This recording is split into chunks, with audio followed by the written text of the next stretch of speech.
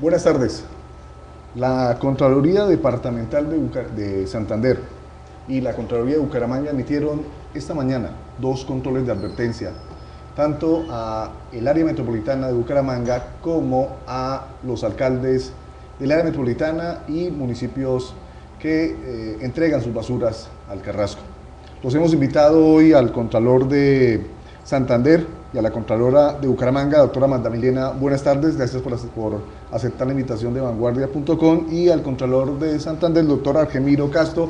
A los dos muchas gracias por aceptar la invitación de Vanguardia, y en estos minutos vamos a tratar de explicarles a los usuarios de vanguardia.com el alcance de esta decisión.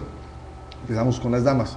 Contralora, muy puntualmente, para que sea un poco entendible en los usuarios, ¿qué es un control de advertencia? ¿Esto es una notificación? ¿Esto es una sanción? Muy puntual y muy sucintamente para que el ciudadano del común lo entienda. ¿Qué es un control de advertencia? En primer lugar, quiero aclararle a los habitantes de Bucaramanga y del área metropolitana la razón por qué la Contraloría de Bucaramanga se une con la Contraloría de Santander. En este momento tenemos unos ejes comunes en el interés general. Es el tema del manejo de las basuras, que no es solo para los habitantes de Bucaramanga, sino para el área metropolitana y varios municipios aledaños, que son 16. Y además de eso, la movilidad del área metropolitana de Bucaramanga. Y eso hace que hoy estemos los dos ejerciendo unos controles de advertencia. ¿Qué significan esos controles de advertencia? Un mecanismo de prevención para prevenir un daño patrimonial, y esa es una competencia misional de las Contralorías territoriales y de la General. Listo. ¿Qué es un control de advertencia, doctora Amanda? Es un mecanismo con el cual prevenimos un daño y le advertimos al funcionario que si va a realizar determinado hecho, eso va a generar un presunto daño patrimonial a la entidad estatal, y con ello pues estamos diciéndole no lo haga, porque si lo hace va a generar primero una pérdida de recursos y segundo una investigación pertinente. Para el caso de nosotros, un daño fiscal, un presunto daño fiscal, una investigación fiscal, y de ahí se pueden generar más. Contralor, doctor Argemiro, vamos con el primer tema. ¿Hay una presunción de un daño fiscal en el tema de Metrolínea? Sí, en el caso específico del Sistema Integrado de Transporte Masivo del área metropolitana de Bucaramanga, los estudios nos arrojaron que existe un grave inconveniente que afecta directamente la estabilidad financiera de la empresa y está relacionada con el número de pasajeros que está transportando el sistema. Desafortunadamente, cuando se hizo el modelo de funcionamiento y operación del sistema, se dejó que la remuneración a los operadores, o sea, a los dueños de los buses, fuera por kilómetro recorrido y no por pasajero. ¿Qué es lo que está llevando a la práctica eso? Que tanto los dueños de esos operadores del sistema de transporte masivo como los dueños de los buses que están realizando las rutas paralelas son las mismas personas. Entonces a ellos no les interesa que se crezca el número de pasajeros, porque tienen que eliminar sus rutas.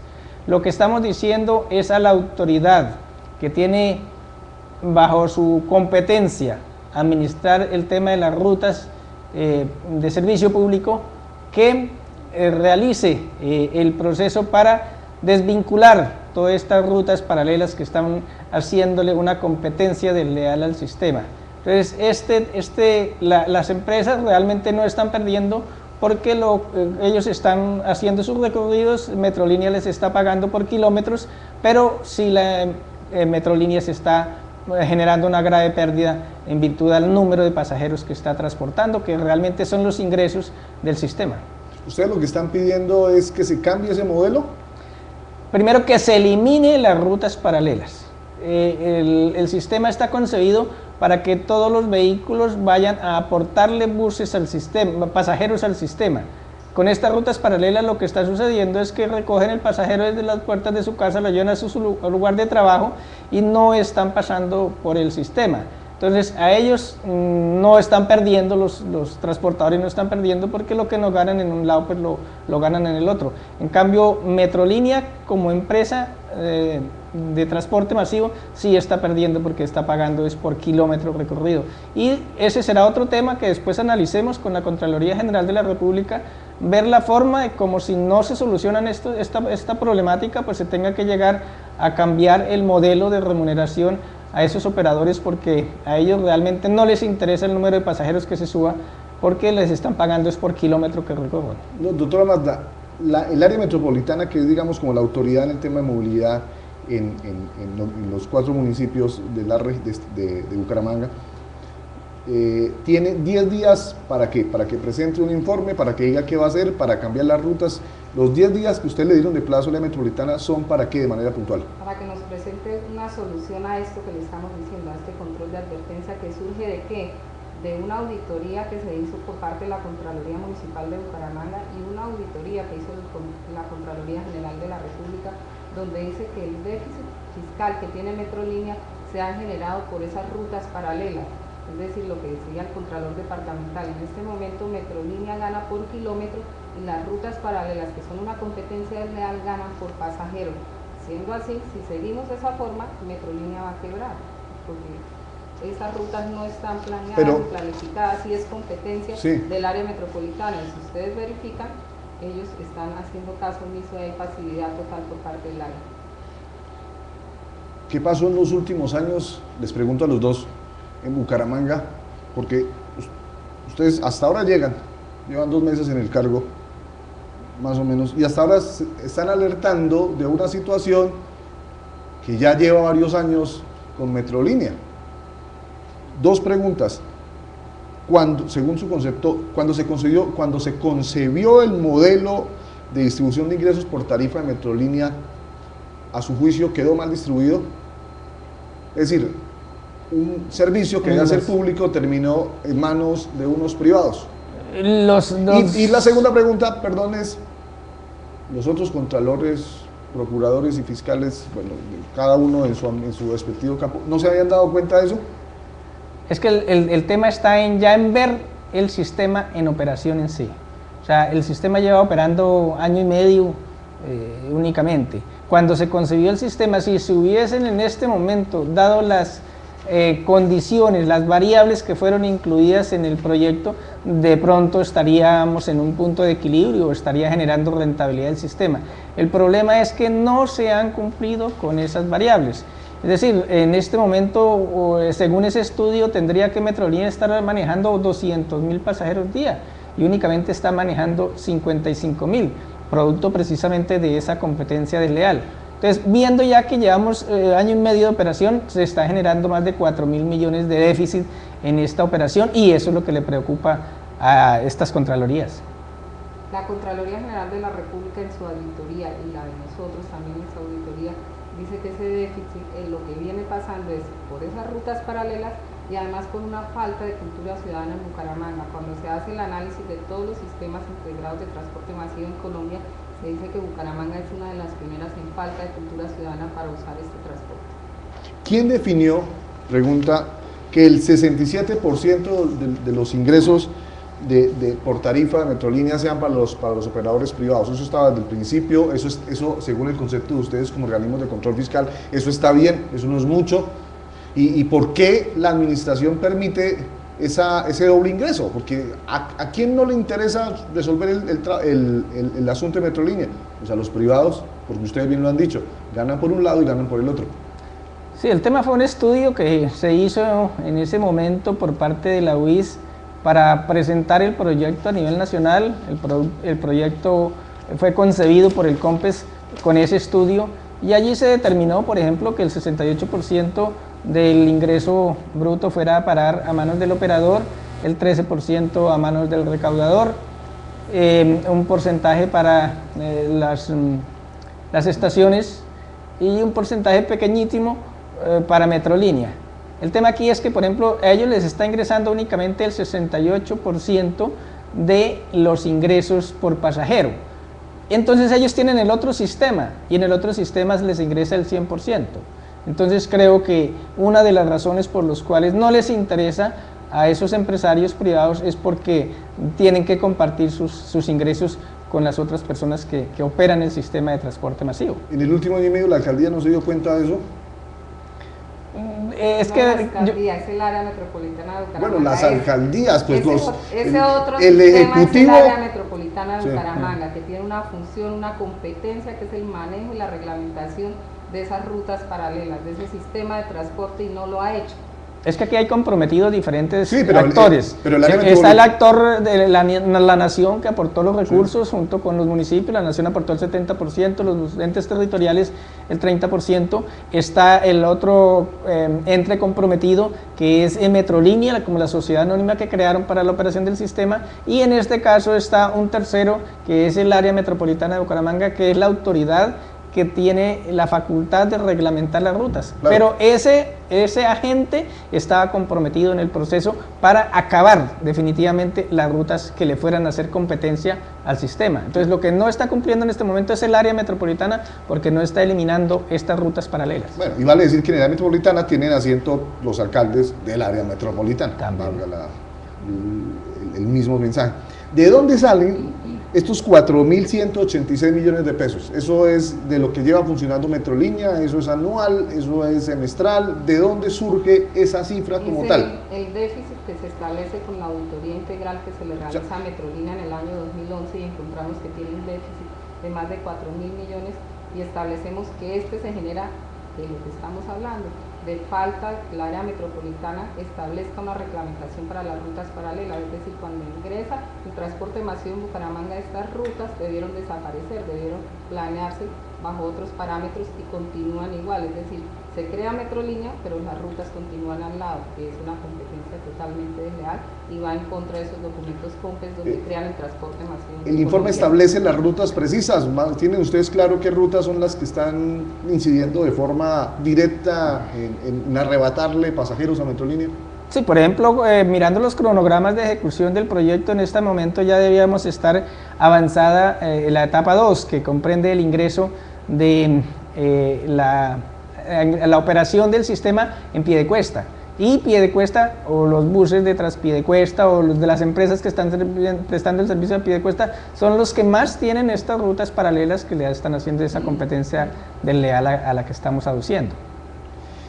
¿Quién debe responder por esto? Digamos, vamos a hacer los dos escenarios que son probables, ¿cierto? Ustedes dan 10 días para que el área metropolitana entregue su informe. De ahí en adelante, ¿qué viene? Ustedes revisan ese informe y si lo encuentran satisfecho o insatisfecho. Si lo encuentran satisfecho, todo está bien, todos tranquilos. Y si lo encuentran insatisfecho, es decir, no cumple con las expectativas del organismo de control fiscal, ¿qué viene después?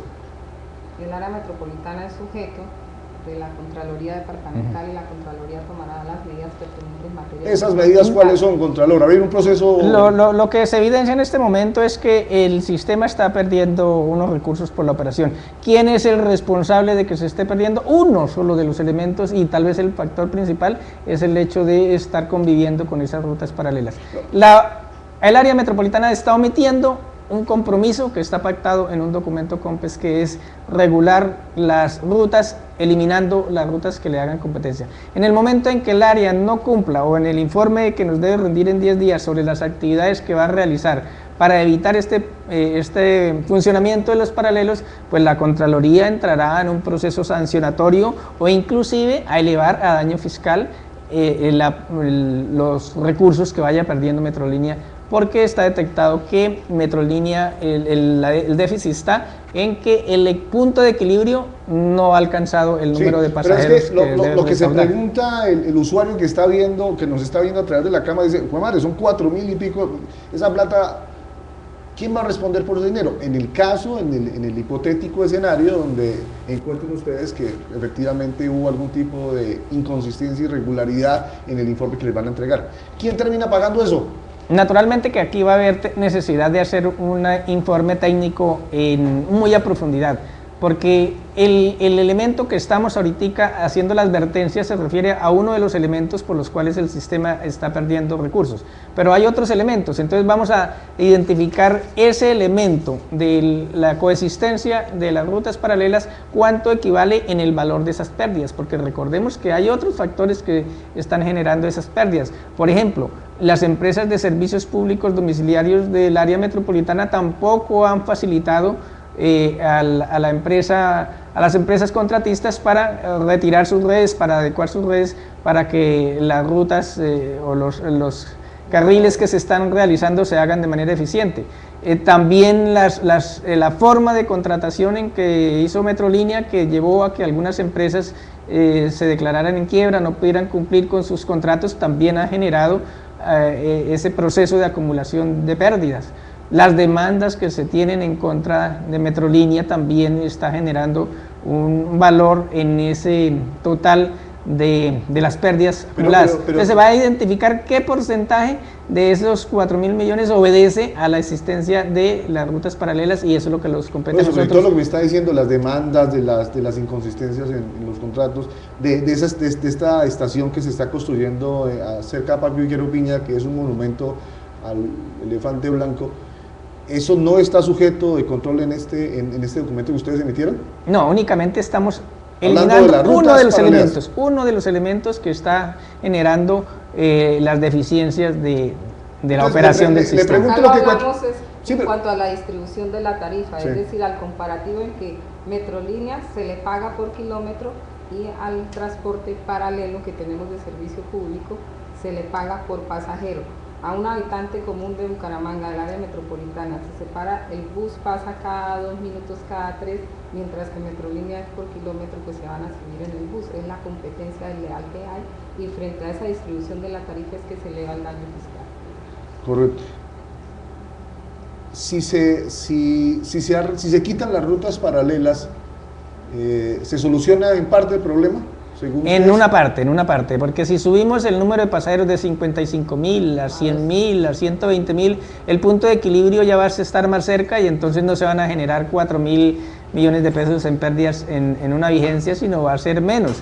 Y vamos a los otros elementos también a tratar de ajustarlos con la Contraloría General de la República y con las entidades que tengan competencia en ello, para hacer que todos estos factores que están perturbando la operación del sistema se confluyan para que el sistema entre a operar conforme está direccionado.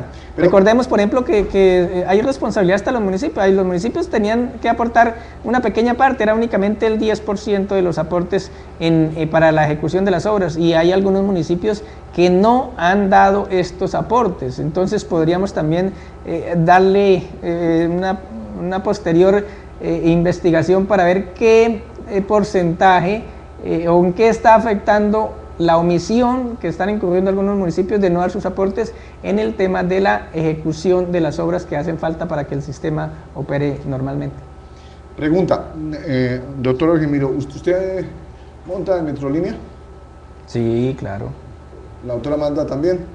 Los fines de semana. Yo vivo en Cañaveral y el hecho de desplazarse uno en su carro particular le origina muchísimo tiempo por los trancones que se generan. Entonces yo montaba en Metrolínea. ¿Se ha escuchado cómo le dicen a Metrolínea? Le dicen Metrolleno. El gran problema que se hace la gente es, listo, nos quitan las rutas de buses, nos toca montarnos en Metrolínea, pero Metrolínea ofrece unos tiempos entre buses, yo no sabría cómo llamarlos, en los periodos... Las frecuencias. Las frecuencias, sabe.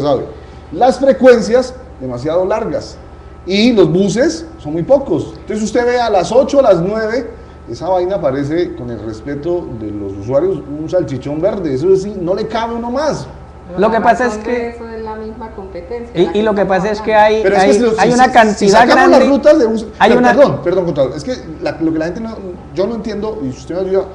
Sacamos las rutas paralelas, nos toca montarnos en los mismos buses, pues habrá menos espacio para poderse montar. No, buses sí hay más, ¿Dónde? En las terminales Hay una cantidad de buses que están ahí y que no han empezado a operar. Adicionalmente, los operadores no han traído todos los buses que se comprometieron, pero sí hay buses ahí que están nueveciticos y que no han empezado a operar, porque lógicamente Metrolínea no puede estar incrementando frecuencias si el número de pasajeros no va para más. Como a ellos se les paga es por kilómetro recorrido. Si se les saca más frecuencia, pues más déficit se está generando. Pero sí hay buses disponibles. En el caso de que entrara, por ejemplo, Piedecuesta a funcionar, los buses están ahí. Los buses están ahí, inclusive los transportadores argumentan que ese es un motivo que les está generando pérdida también a las empresas particulares, porque los buses están ahí, está generando unos gastos ahí de esa inversión que está parada. Lo que me quiere decir es que hay buses de Metrolínea que están parqueados. En las estaciones hay buses parqueados. Una planta automotor que está quieta porque si está la quietos. saca nadie se va a subir porque está el transporte al lado. ¿Qué porcentaje conocen ustedes que esté parado? Es decir, de 10 buses, por cada 10 buses que estén en movimiento, ¿cuántos están parados porque no tienen los pasajeros? Deben haber como unos 30 padrones, por ejemplo, en la estación, en la terminal, que son nuevos, que no han empezado a operar. Y esos precisamente están para la operación de la ruta a Piedecuesta. Y si eliminamos el paralelismo, por ejemplo, de la ruta Piedecuesta, terminamos las obras de allá, empezamos a operar la fase 2 del sistema, lógicamente el punto de equilibrio ya va a mejorar. Debemos recordar que son 55.000 que hay actualmente y el punto de equilibrio son 200.000.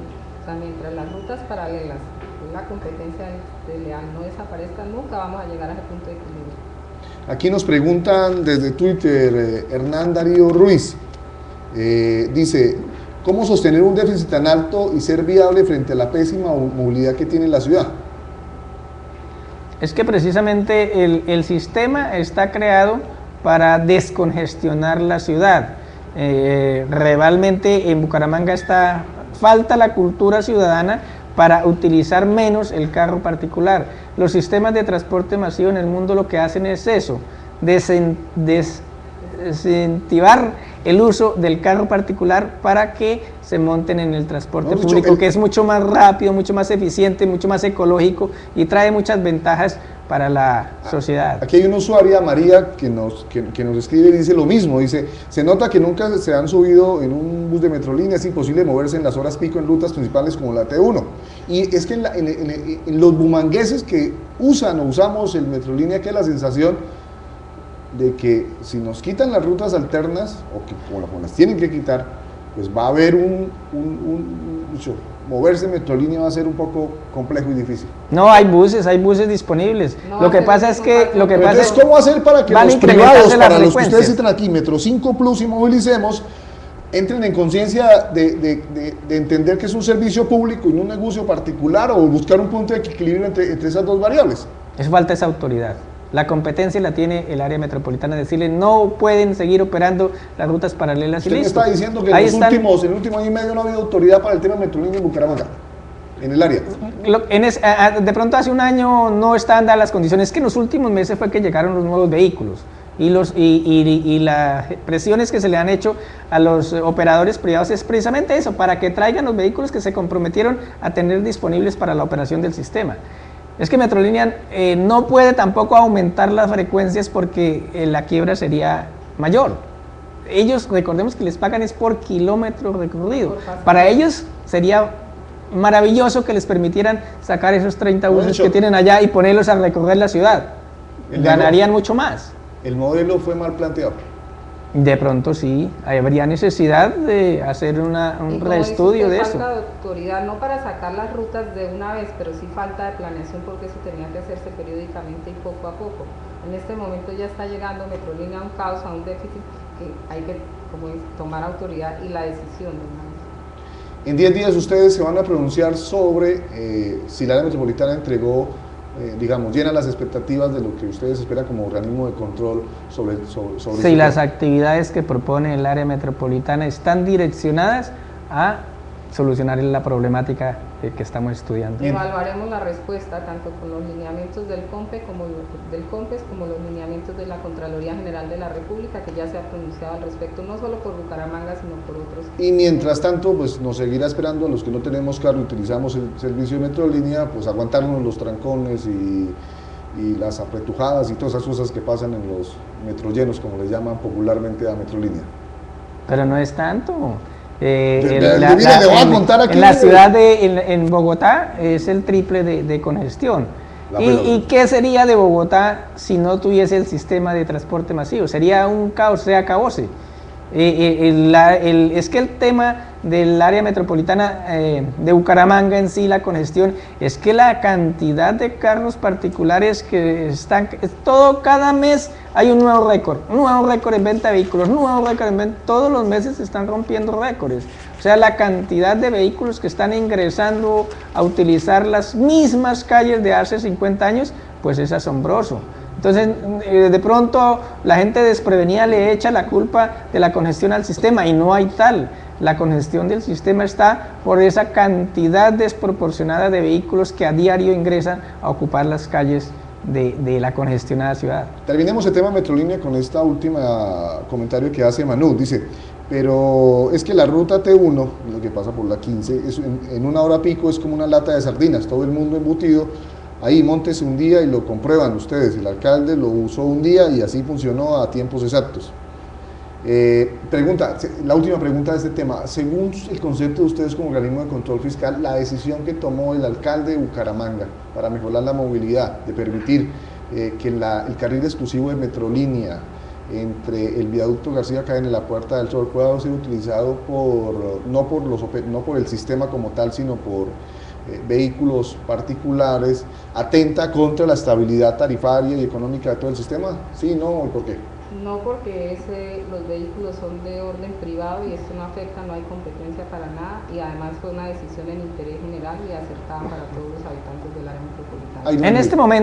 En este momento no. Pero cuando el sistema está operando a una mayor capacidad, es decir, que haya muchísimos más buses en el recorrido, sí lo afectará, y esta medida debe ser únicamente provisional, no se puede generar esa medida como permanente, porque lógicamente hace que entonces se presente congestión también en el transporte masivo, y ya lo escucha uno. Yo me he subido al Metrolínea y uno como usuario del Metrolínea advierte que se le está demorando el recorrido por la presencia de vehículos particulares haciendo uso del carril exclusivo. En el mejor de los casos, que nos vaya muy bien, que todo funcione muy bien, la pregunta que se hacen todos los usuarios es: ¿cuándo podremos, ustedes calculan, siguiendo todo el curso normal de los procesos administrativos, cuándo podremos tener un sistema equilibrado y con los correctivos que ustedes las observaciones que ustedes han hecho al mismo? Bucaramanga, de acuerdo a los estudios de la Contraloría General de la República, tiene un atraso de 3 años. Con eso le doy la respuesta. O sea que en menos de 3 años es imposible que Metrolleno se llame Metrolínea como tal. No, y lo más crítico es que si en un año, en 2 años, máximo 3 años, las cuestiones no se han solucionado, el sistema quiebra definitivamente. Por eso es que hay que tener conciencia ciudadana, y por eso es que los organismos de control tienen una responsabilidad de actuar en esa dirección. Estamos en alerta roja, naranja, amarilla. ¿En qué alerta estamos? Estamos en una alerta amarilla ya tendiendo a naranja. Bueno, usted es más dramática, roja, y usted es más diplomática. Roja, porque si no lo hacemos en 3 años no. Estamos fregados, nos toca volver. Toca empezar desde ya. Quitar los separadores esos que tenemos. Cambiemos de tema. Ustedes también hicieron un control de advertencia sobre un tema fundamental, que es el de las basuras en Bucaramanga. Y ustedes le están diciendo a los alcaldes de Bucaramanga, al doctor Luis Francisco Borges Pedraza, Néstor Fernando Díaz, Héctor José Quintero, Ángel Jesús Becerra, y los alcaldes de Lebrija, Río Negro, El Playón, Charta, Matanza, Suratá y demás de municipios que disponen de residuos sólidos en el Carrasco, que actúen. Mi pregunta es la que se hace todo el mundo que vive en una casa propia, en arriendo, y que obviamente produce basura, ¿qué va a pasar el 30? ¿Ustedes qué le están pidiendo a los alcaldes que hagan, que no les hayan dicho que ya lo hagan? ¿En qué consiste ese control de advertencia? ¿Qué le están pidiendo que hagan? En primer lugar, es el deber de nosotros realizar un control de gestión ambiental, y yo ya hablo como contralora de Bucaramanga y como habitante de Bucaramanga. Me preocupa que el 1 de abril no recojan la basura en mi casa. ¿Qué va a pasar si no recogen la basura en mi casa? Y creo que no soy la única que lo piensa, sino todos los habitantes, no solo de Bucaramanga, del área metropolitana y de 16 municipios más. Eso nos ha unido a las dos contralorías. Personalmente he visto que ha liderado y ha tratado de dar soluciones al alcalde de Bucaramanga, pero los otros alcaldes han sido pasivos. Lo que queremos es que con este control de advertencia se sienten en una mesa de trabajo y dan una decisión definitiva, no dar más largas al asunto.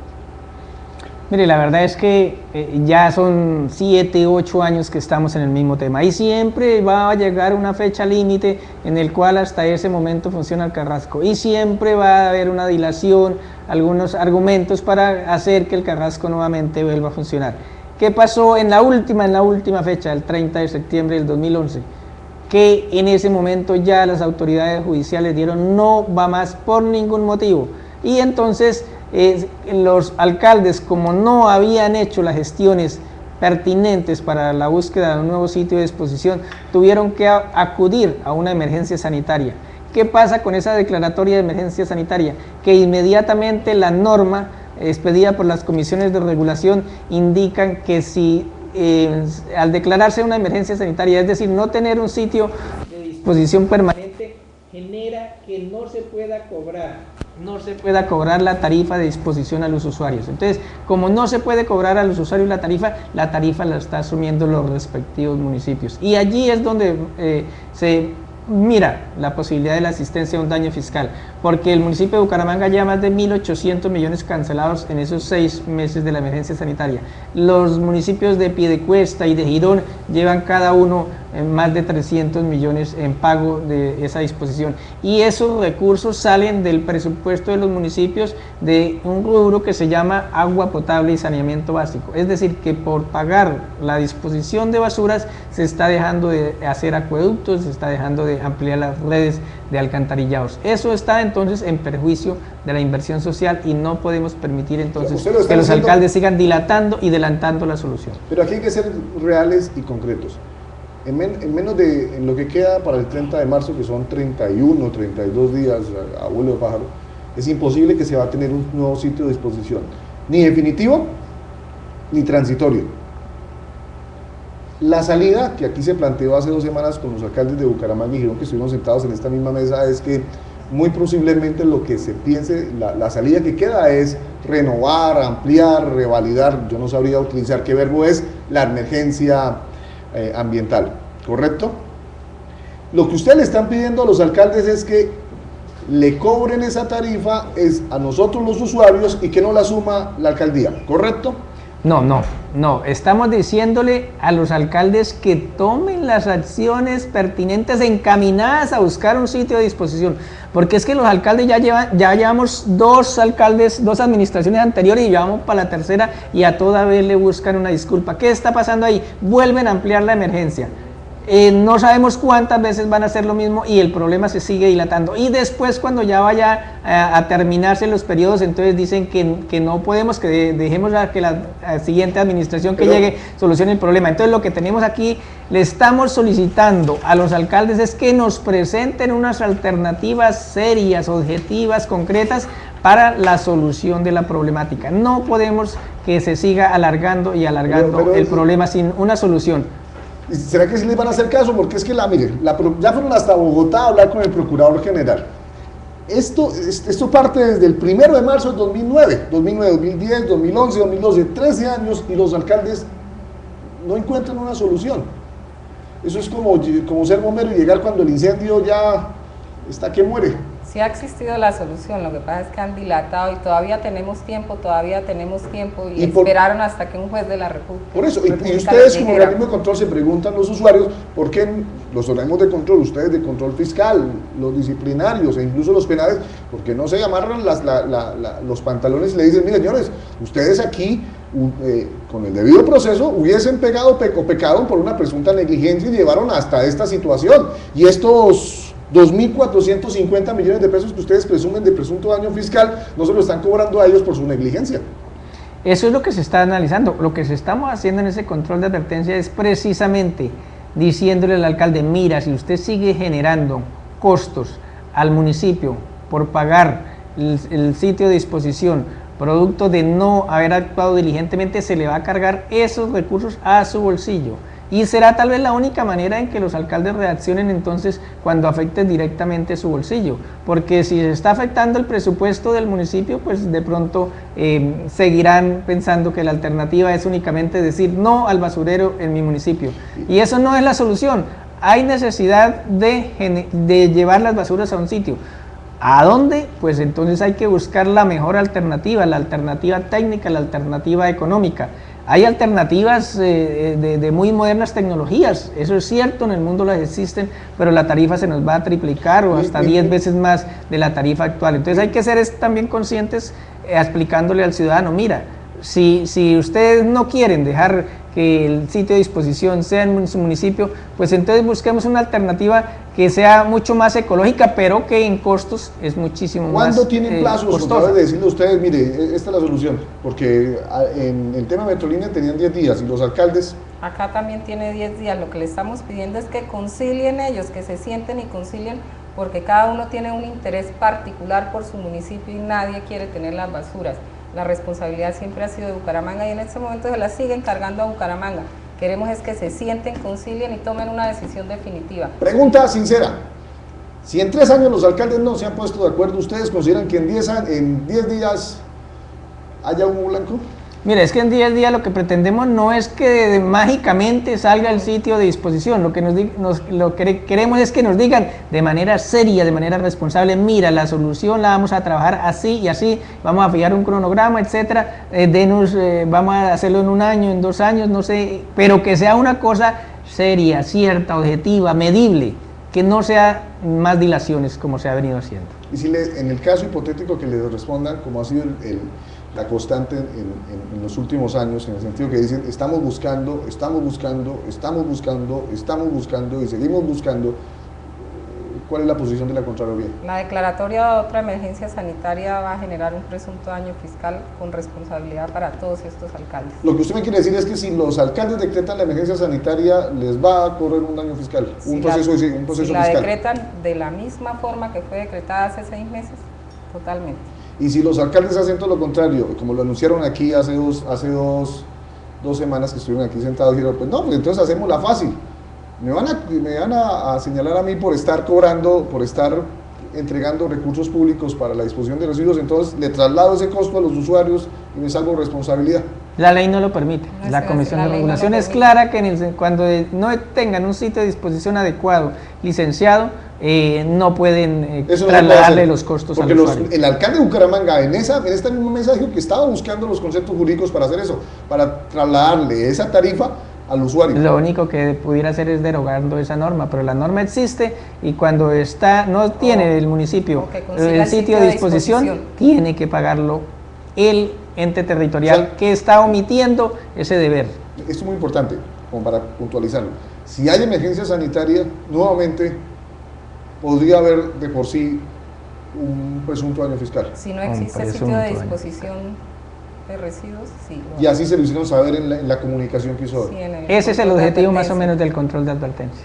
Eso va a ser uno de los elementos para configurar después la responsabilidad en el daño fiscal. Lo dicho, ampliar la emergencia sanitaria es ganarse una investigación fiscal con ustedes.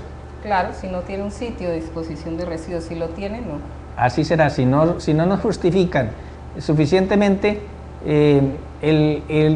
pudiera declararse la emergencia sanitaria en una nueva oportunidad, pero siempre y cuando existan un cronograma claro, serio, medible, de que va a ser de manera por pocos meses mientras se adecúa. Es que aquí no estamos pidiendo tampoco lo imposible.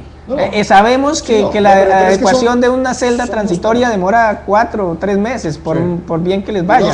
Entonces el tema es que ni siquiera se ha hecho la gestión para conseguir el sitio para esa celda transitoria, que es lo mínimo que debieran estar haciendo. Ustedes el 1 de abril, en el caso hipotético que los alcaldes amplíen la emergencia sanitaria y no hagan ninguna otra gestión, se ganan su investigación fiscal. Estarían generando un proceso de responsabilidad. Pero de por sí ampliarla, asumiendo los costos, no va de por sí tener ya la investigación, abrir el proceso fiscal. Eso es lo que estamos diciendo. O sea que el primero los buscamos para preguntarles si abrieron o no proceso fiscal contra todo este y si el alcalde no nos presentó un cronograma serio, claro, preciso, de que están haciendo las gestiones, ahí sí, no dilatorias, sino reales, para hacer al menos la celda transitoria. Lo cierto es, para que quede, como dicen en los juzgados, para que quede en grabación, la tarifa por esta disposición en emergencia, en esta emergencia sanitaria, no puede ser asumida por los ciudadanos. Por los usuarios. La norma no lo permite. No lo permite. ¿Quién va a asumir este daño?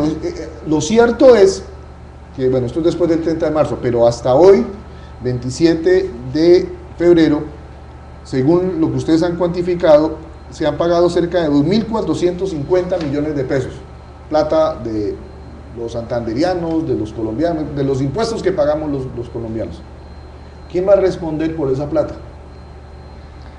Vamos a hacer el proceso de responsabilidad fiscal y vamos a analizar si hay alguna justificación seria de los alcaldes por los cuales hayan debido acudir a esa declaratoria de emergencia, producto de unas situaciones que sean de último momento, que sean insalvables y no que sea simplemente producto de la negligencia, de la falta de gestión. Si es producto de lo último, de la falta de gestión, naturalmente se generaría un daño fiscal que tendrían que asumir con sus recursos los alcaldes anteriores. Vamos a evaluar un control de gestión fiscal y control de gestión ambiental de los gobiernos anteriores, si existió falta o no de diligencia en la toma de decisiones frente a este tema. Pero ese es totalmente aparte de este, o sea, ustedes ya van a abrir ese proceso.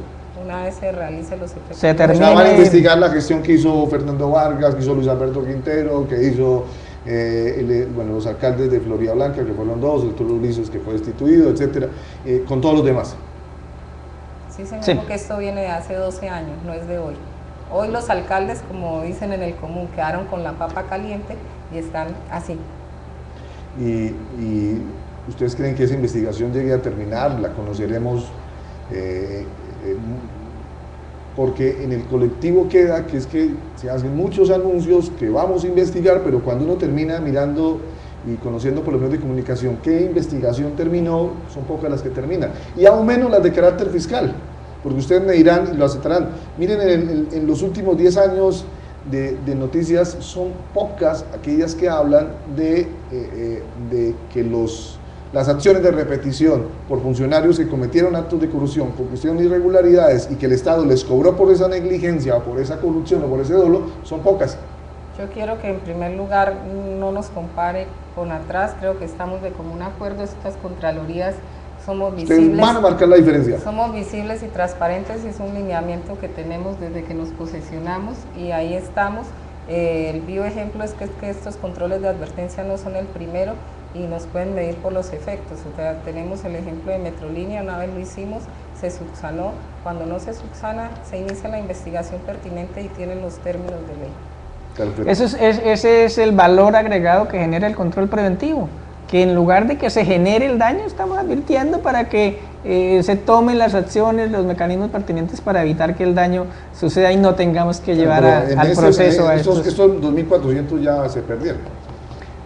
Habrá necesidad de analizarle la gestión que rindieron en ese momento los mandatarios de ese entonces para ver si fue falta de diligencia. Pero digamos a la gente la verdad, esos 2.400 no se recuperan.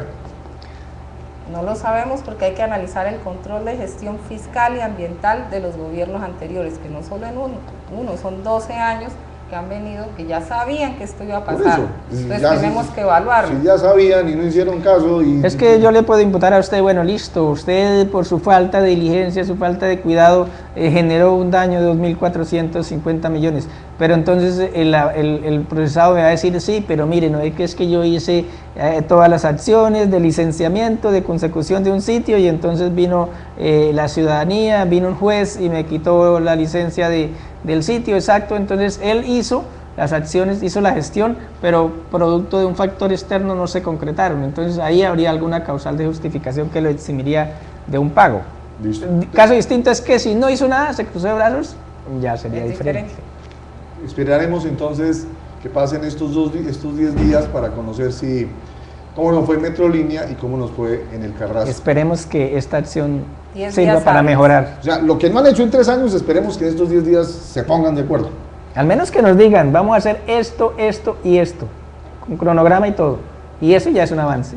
Pues esperemos en estos 10 días y los buscaremos para saber cuál fue la respuesta. Antes de despedirlos, señores contralores, 2 preguntas puntuales aprovechando que están en vanguardia.com. Para el contralor departamental, ¿cómo va el tema del Hotel Bella Isla en San Gil?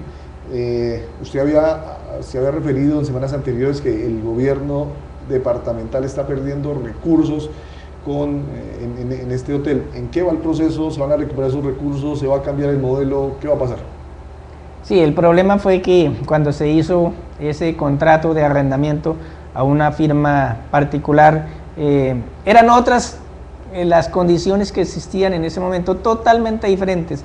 En ese entonces, en el año 2000, pues en San Gil no era nada turísticamente, teníamos problemas de falta de turismo porque la guerrilla no dejaba que la gente llegara, etcétera. O sea, los niveles de ocupación hotelera eran muy reducidos, diferente a la situación de hoy, donde San Gil no se consigue una locación, donde el hotel está ocupado todos los días, y entonces los arrendadores han, mediante argumentos, mediante argucias jurídicas, han logrado que se les prorrogue el contrato ya en 2 oportunidades. Entonces, ya va para 15 años de arrendamiento a unos costos irrisorios, un canon de arrendamiento irrisorio, que no alcanza no alcanza el canon de arrendamiento siquiera para cubrir los costos de mantenimiento o de depreciación de las instalaciones. Por eso, ¿cuánto paga la gobernación? Mire, en estos 13 ¿Cuánto años, recibe, en perdón, estos la 13 gobernación? años, en estos 13 años la gobernación ha recibido 700 millones de pesos. Eso indica que está recibiendo menos de 2 millones de pesos mensual por el arrendamiento de ese hotel, cuando eso lo sacan de 2 habitaciones un fin de semana. Por eso. ¿Y cuándo fue la última vez que se prorrogó? La última vez que se prorrogó fue en el 2008 y iría hasta el 2013. Entonces estamos aquí, tenemos que al mínimo 6 meses antes concretar los hechos para que el departamento le solicite al arrendatario que entregue el inmueble. Y a eso es que estamos haciendo todas las acciones para que el arrendador entregue. Habría que preguntarle al gobernador del 2008 por qué se dejó seguir metiendo el gol. En el proceso auditor determinamos que sí se hicieron las acciones.